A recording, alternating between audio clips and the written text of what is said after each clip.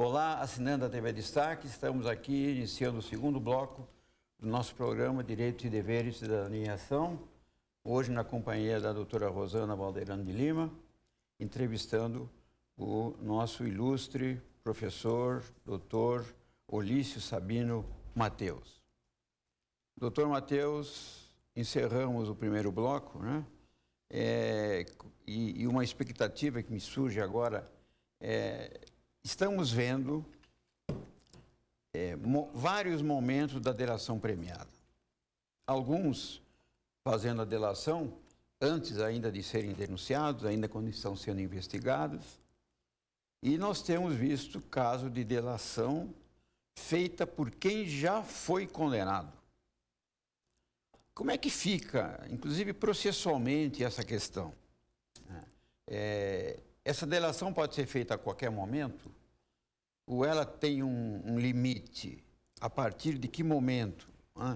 E como é que está se vendo isso? E processualmente, como é que isso vai ocorrer? Eu tenho aí, por exemplo, um delator aí que ou vai preparar a delação, uma coisa assim, que é o Marcelo Debrecht, parece, né? Está se falando há um mês aí que ele vai fazer delação premiada, mas ele já está condenado, acho que há 15, 16 anos. Né? Como é que fica a situação desse indivíduo que já condenado possa vir fazer uma delação? O processo, como é que fica? Muito interessante, muito sábia a sua colocação e bastante pertinente ao ponto de esclarecimentos que ela possa nos trazer. Na realidade, a legislação não diz em que momento esse agente, qual o lapso temporal, se durante a investigação criminal, se durante a fase de denúncia ou se durante o enlace processual o agente pode se oferecer aí a esse chamado benefício. No meu entendimento, como a legislação não se manifesta nesse sentido, o agente pode fazê-lo a todo tempo. É óbvio que para nós, é óbvio que para o deslinde do direito, para o deslinde do processo, seria muito mais interessante que isso ocorresse na fase inquisitiva, ou seja, na fase do inquérito policial, porque é ali que a fogueira se está a arder, né? Está se buscando ali, porque a função social e a função jurídica do inquérito policial é buscar a autoria e materialidade dos fatos. Então é ali que o delegado está comprometido, que o juiz, que o promotor estão todos comprometidos em buscar elementos cognitivos de verdade, né, para servir de base para o enlace processual. Todavia, como a legislação é omissa nesse sentido, há entendimentos no seguinte sentido, que pode ser feito tanto na fase de inquérito policial, tanto na fase processual, ou até mesmo depois de transitado e julgada a sentença desse agente. É óbvio que toda essa delação terá que passar, obviamente, pela aprovação do juiz e depois ser buscado outros elementos que venham a trazer, a caracterizar realmente essa denunciação caluniosa. E aí vai se fazer uma revisão da sentença? Como é que vai? Era isso que eu ia perguntar. Então, tem entendimento, sim, que diz que na realidade isso seria uma revisão criminal, né?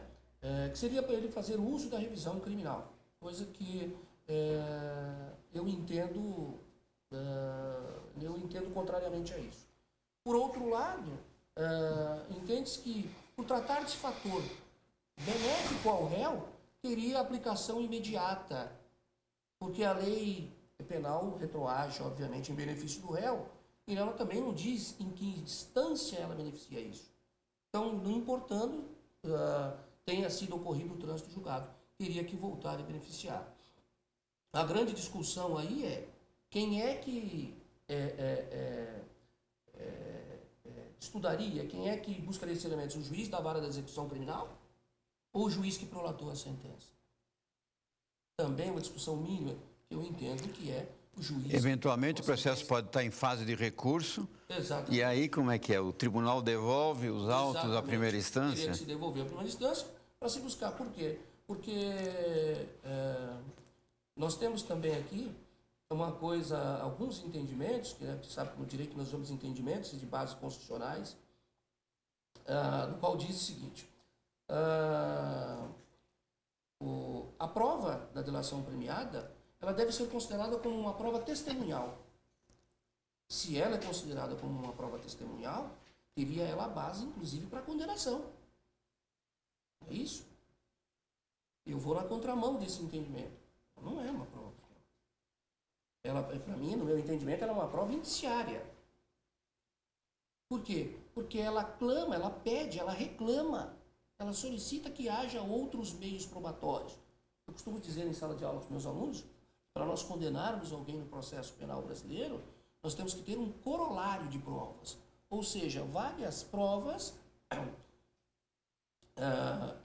indo na mesma direção, pautando sobre o mesmo tema e sobre a mesma relação. E aqui não quer dizer que o agente, dando a sua versão de delação premiada, que isso é constância da verdade. Por si só, a delação não é prova suficiente para incriminar alguém. De forma nenhuma. Ela seria um elemento de prova. Ela não é um monopólio da verdade de forma nenhuma. Seria um dos elementos probatórios. Um dos elementos. Nós, o Brasil, não adotou a hierarquia de provas. Nós não temos provas, uma prova mais valorada do que a outra. O Brasil não admite isso. Nós temos aqui a prova num alcance de patamar igualitário. Logo, uma única prova não seria suficiente para condenar o agente. Teríamos sim ter, então, versar no sentido de várias provas, no mesmo contexto, buscando a mesma elucidação, não dessa pseuda busca da verdade real. Eu não acredito, mas na verdadeira busca da verdade processual. Interessante. Deixa eu fazer uma pergunta para o senhor, doutor Olício. Nós temos vários tipos de pessoas que assistem nosso programa. Pessoal da comunidade acadêmica, pessoal da comunidade jurídica e também pessoas, o cidadão, né? Para essas pessoas e principalmente para o cidadão, fica meio estranho entender quem é o delator. Quem é essa pessoa? Para o senhor, com a sua experiência, qual é o entendimento ou qual é o tratamento que eu tenho desse delator? Ele seria um herói ou ele seria um traidor? É óbvio que para o delatado, ele é o traidor, né? Ou um bandido qualificado. Pois é, então assim, Eu acho que... como é que fica? Ele é do bem ou ele é do mal? Ai, meu Deus do céu. Isso me faz lembrar meu filho em casa assistindo desenho. Pai, esse é do bem, esse é do mal. Do mal. Né? Então, eu vou colocar para você as situações que nós temos hoje de entendimento hoje no direito processual e no direito penal brasileiro. A primeira corrente diz taxativamente que ele é do mal, que ele é bandido. Então ele seria o traidor. Que ele é um traidor. Que o nome já vem de delator, né? O delatar. Ele é um traidor, tendo em vista que ele não consegue angariar nem a confiabilidade daqueles que foram seus parceiros de crime, quanto mais do Estado, quanto mais da sociedade. Que ele foge ao poderio ético, moral. E logo, seria um retrocesso para o direito penal brasileiro, para o processo penal brasileiro, coroar esse agente com presentes, com essas premissas aí que é dado, com redução de pena, ou até mesmo, em alguns casos mais fáticos, mais concretos, o próprio perdão. Essa corrente diz isso. Para outra corrente, para outro entendimento, ela diz o seguinte: olha, esse agente, quando ele adota essa política de delação premiada, o que faz ele? Rompe o elo criminoso. Se arrependeu. Mostra a ele que ele está recuperado, que ele se arrependeu, exatamente. E logo a sociedade tem que abarcá-lo, a sociedade tem que recebê-lo. Principalmente o Estado, que busca elucidar essas questões de ordem criminosas. Logo, o Estado ali tem dupla vantagem. Primeiro, a primeira delas é quebrar o silêncio desse agente sem ferir o princípio de ordem constitucional. Porque o senhor não pode dizer que vai ser delator e chegar ali e se manifestar no interesse de ficar calado. Então, sem dúvida, o primeiro fato que ocorreria aqui, quebrar um princípio de ordem constitucional, que é o silêncio, sem, obviamente, macular aí os direitos desse agente. Ele estaria abrindo mão. Exatamente. Okay. Né? E a segunda questão é que vai ter o auxílio desse agente na recuperação, muitas vezes, como nós estamos vendo na mídia aí agora, Valores, né? De valores que pertencem, na realidade, aos cofres públicos, a devolução desses valores. Esses são os entendimentos doutrinários. Que até agora eu não respondi a sua questão, que a senhora me pergunta de cunho pessoal. Você tá liso que nem bagre ensaboado. Não vou ficar em cima do muro. A minha perspectiva é, se nós tivermos um Estado muito bem aparelhado, se nós tivermos uma polícia judiciária, uma polícia federal, trabalhando de forma interligada com o Poder Judiciário, se nós tivermos aqui efetivamente bons profissionais trabalhando, se nós darmos condições a esses profissionais, nós não precisaríamos fazer uso desse instituto. Eu sou contrário a ele, agora respondendo a sua pergunta, nós premiarmos aí. Eu acho que a pedagogia do direito dá um passo atrás nesse sentido. Não aqui obstando ao trabalho do que eu estou vendo dessa instituição que recebe muito o meu respeito, que é o Ministério Público, tem feito um trabalho excepcional na nossa nação atualmente. Se não fosse o Ministério Público, também a própria Polícia Federal, as suas ações aí, nós não teríamos os respaldos e os retornos que estamos tendo. Todavia, coroar o agente que tanto fez sofrer na nação ou a sociedade, crimes vultuosos, a meu ver, não merecia esse tipo de complacência. Realmente, eu quero cumprimentá-lo, doutor Matheus, por uma razão muito simples. Você, durante toda a entrevista, sempre procurou colocar os dois lados da moeda, sem se deixar influenciar pelo seu posicionamento pessoal. Deixou, obviamente, para o minuto final, deixou para o minuto final para se posicionar, porque isso das pessoas que realmente têm responsabilidade no campo jurídico, tem que opinar. Mas você deixou o telespectador à vontade para que eles, com as correntes diversas de pensamento, cada um faça a sua própria interpretação. Né? Só por isso, eu acho que a entrevista hoje já valeu. Agora, obviamente que foi muita informação, lamentavelmente, nós temos sido repetitivos em dizer, quando o tema é bom, o tempo voa, né?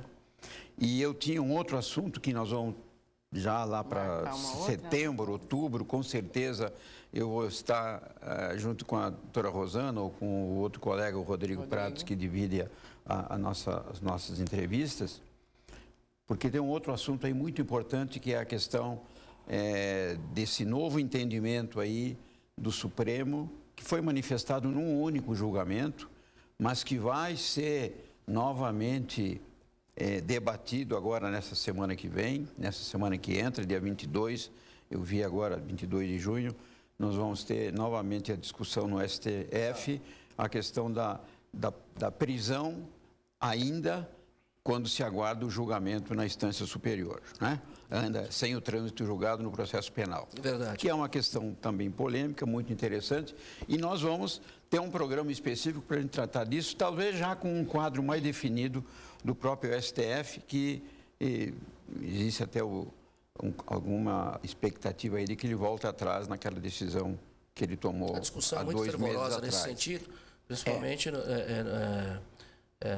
no meu caso, né, que atuo na área criminal, que advogo na área criminal, realmente a discussão no campo doutrinário anda fervorosa nesse sentido, em decorrência da polêmica da questão, realmente. Mas nós vamos ter a oportunidade de discutir isso em outro programa. Eu, particularmente, agradeço a tua presença. Realmente, o programa hoje ficou muito rico com as informações trazidas. Eu sou meio suspeito, porque tenho como meu amigo. Obrigado. Aliás, comemoramos aniversário na mesma data. Na mesma data. Isso é um... Exatamente. Embora eu seja um pouquinho mais jovem, né? Deixa o telespectador pensar isso, né? E foi uma alegria muito grande. Eu agradeço, deixo com as considerações finais e realmente meu querido amigo Clóvis, doutora, eu é que agradeço, me colocando à disposição dos senhores sempre que necessário. Para mim é um prazer estar aqui e espero ter ajudado a esclarecer aí. Obviamente que o tema é muito complexo, teremos que falar aqui horas e horas, e obviamente não há essa possibilidade, até pelo tempo escasso. Mas me coloco à sua disposição.